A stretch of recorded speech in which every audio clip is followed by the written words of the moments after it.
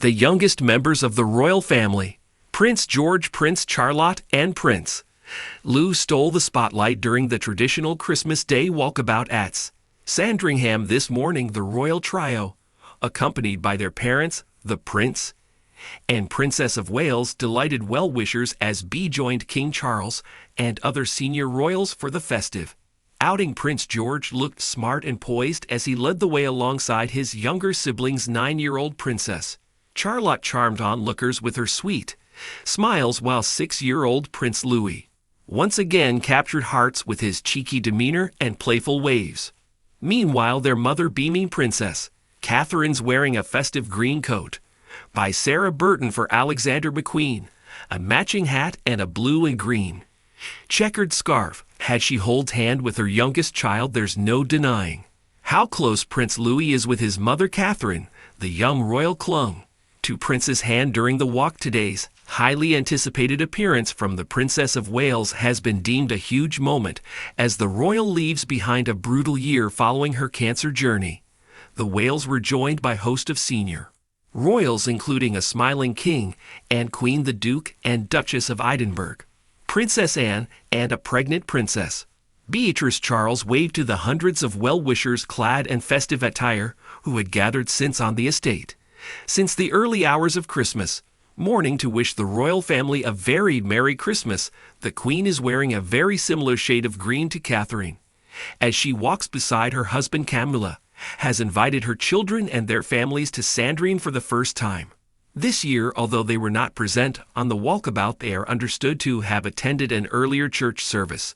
In private, some 45 guests, including Camilla's children, are gathering at Sandringham this Christmas. Princess Anne, often regarded as one of the hardest-working royals, appeared composed and regal as she walked alongside Sir Thoy Lawrence. The couple has had an unwavering presence within the royal family, particularly during times of change. The atmosphere was sped by the large crowds that lined the Sandringham estate, eager to catch a glimpse of their favorite royals' children bearing gifts.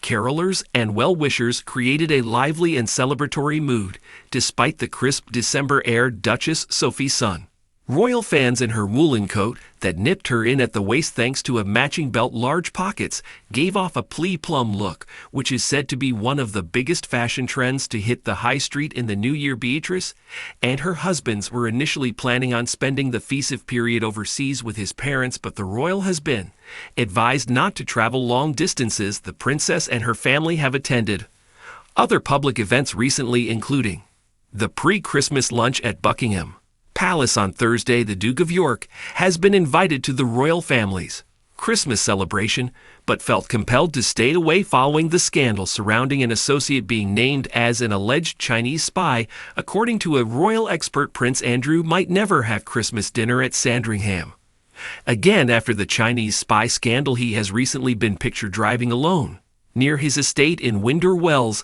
the remainder of the firm gathering Norfolk for Christmas. Prince Andrew was Queen Elizabeth's third child and was widely considered to be the late monarch's favorite, but he has had a stunning fall from grace since agreeing to take part in all ill-fated interview with a BBC's Newsnight in 2019, which saw the Duke answer questions about his much-criticized friendship with a disgraced financier and convicted pedophile.